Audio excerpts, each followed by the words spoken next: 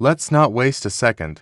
If you are holding Iraqi dinar or Vietnamese dong, you need to understand the gravity of what has just occurred. A set of internal banking codes, classified under what is known as Tier 4B, has been compromised. This is not a routine data breach. This is the leak of the operational keys to the final redemption vault.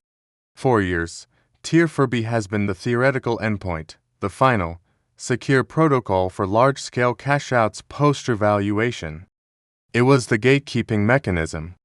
That gate has just been kicked open from the inside. This leak is not a signal to celebrate. It is a 5-alarm fire alerting you to an immediate, non-negotiable deadline. The institutional response to this leak will be swift and severe. They will move to secure the system, and in doing so, they will create a narrow, unforgiving window where legitimate holders to prove their standing before global lockdown commences.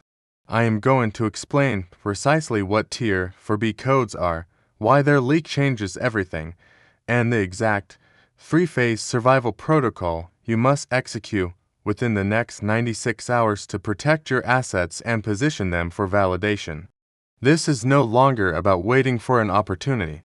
This is about preventing your holdings from being permanently quarantined in a system that is now on high alert. First, you must comprehend what has been leaked. Tier 4B is not a place or a date. It is a procedural layer within the global financial messaging system, specifically within the SWIFT network and its internal compliance algorithms. Think of it as the ultimate security clearance. When a currency undergoes a structural revaluation, normal transaction codes are insufficient for processing the vast sums and verifying the legitimacy of long-dormant assets. Tier 4B codes are the specialized, encrypted command sets that authorize a bank system to do 3 things. 1. Bypass normal daily liquidity limits. 2. Initiate a direct, sovereign-level audit trail for the assets being exchanged. And 3.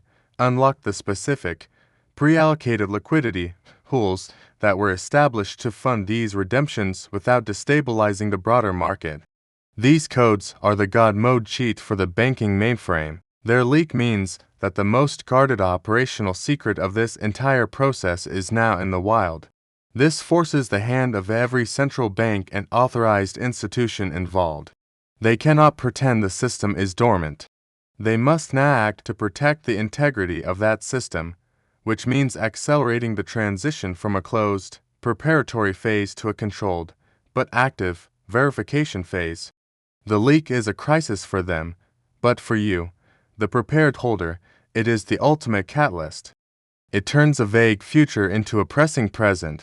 This brings us to phase 1 of your protocol, documentation fortification ***.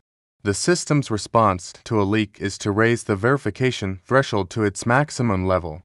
The tolerance for any discrepancy in your file is now absolute 0. Your documentation is no longer just a requirement, it is your legal shield and your only key. You must assemble a dossier that can withstand a forensic audit by a sovereign wealth authority. This requires 4 pillars, each immaculate. Pillar 1.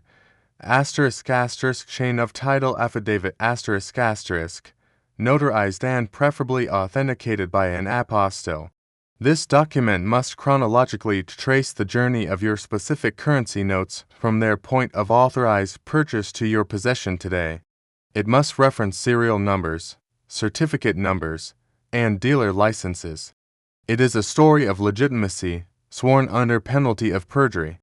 Pillar 2. IRS proof purchase evident ***. This means original wire transfer receipts from your bank statement showing the exact funds sent to the authorized dealer, matched precisely with the dealer's original, dated invoice. Screenshots or photocopies will be rejected. You need the bank-validated, archival record. This proves the funds were clean and the purchase was transparent. Pillar 3. Identity synchronization Why? Our passport, driver's license, and any holding certificates must show the exact same legal name with no variations. If you used a middle initial on a purchase from 2010, but your passport omits it. You must legally amend one document to match the other. This is a common, catastrophic point of failure. Pillar 4. Pre-emptive bank communication ***. You must draft a formal, one-page summary letter addressed to the International Asset Compliance Department of your chosen authorized bank. This letter states, I am a holder of IQD VND. I am aware of the recent compromise of Tier 4B security protocols.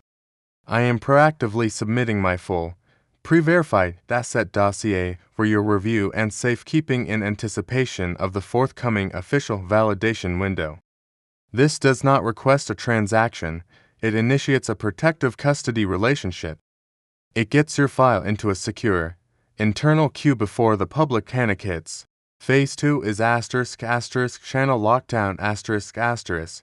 The leak makes the authorized banking channel not just the best path, but the only survivable path. All other avenues, private buyers, unlicensed exchange desks, peer-to-peer networks are now exponentially more dangerous.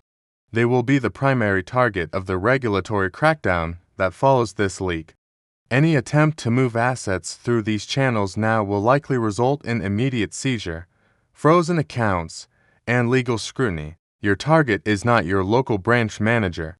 Your target is the *** Financial Intelligence FIU Liaison ***, or the *** Chief Compliance Officer *** at the headquarters of a globally systemic bank in your country. These are the individuals whose job it is to manage systemic risk and communicate with sovereign regulators. Your approach is critical. You do not call asking to exchange. You call stating you wish to report and secure vulnerable assets in light of the compromised Tier 4B security environment. You present yourself as part of the solution, a responsible holder seeking to secure the system by following its highest protocols. This language bypasses front desk clerks and lands your case on the desk of someone with the authority to grant a protective status. This channel is your lifeboat. Everything else is the open sea in a hurricane. Phase 3 is ** strategic positioning through silent ***. The greatest risk you now face is not inaction, but the wrong action driven by panic or misinformation. The leak will trigger a tsunami of false redemption windows, phishing schemes pretending to be banks, and fear-mongering designed to make you act rashly. Your strategy is the opposite: deliberate, quiet preparation followed by patient readiness. Once your fortified dossier is submitted to your secured banking channel, your primary job is to monitor only official communication channels from that bank and the central banks of Iraq and Vietnam. Ignore forums, ignore social media, ignore urgent alerts from unverified sources. The system will open a validation window not with a fanfare, but with a secure, direct communication to those who have already submitted verified intent. Your early, compliant submission is your ticket onto that exclusive distribution list. This is not a time to be loud in the crowd. It is a time to be silent, verify, and waiting at the front of the line with your paperwork in perfect order. Let's discuss the strategic implication of phased redemptions in this new, leaked context.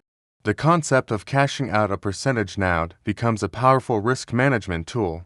Proposing a phase on redemption of, say, 10 to 20% of your holding to your bank serves a critical purpose. It is a live test of the entire protocol. It proves your documentation works.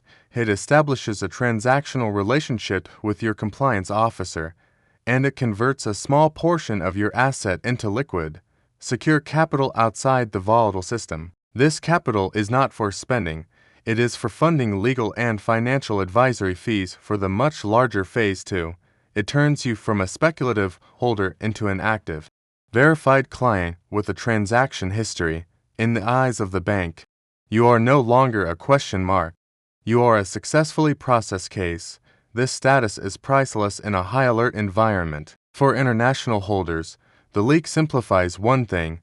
There is now only one universal rule. All transactions must flow through a domestic, authorized bank that has a direct correspondent relationship with the central bank in question. There is no more ambiguity about offshore accounts or foreign transfers. Your local global bank is your bridge, and it is now the only bridge that hasn't been mined.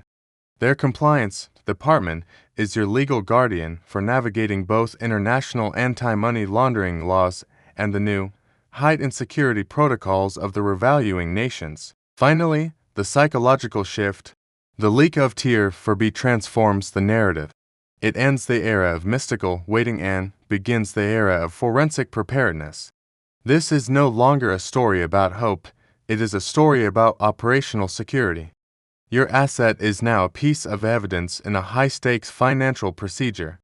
Your role is that of a meticulous archivist and a calm communicator. The excitement, the anxiety, the years of speculation channel all of that energy into the clinical, detailed work of perfecting your dossier and securing your banking channel. The leak has forced the timeline. It has brought the hidden machinery into the light. Your response must be equally illuminated by clarity, precision, and immediate action. The codes are out. The system is compromised. Your window to demonstrate that you are part of the legitimate framework and not part of the chaos is measured in days, not years. Begin the protocol now. Fortify, lock down, and position in silence. This is the final test before the gate opens, and it is the most important one you will ever face.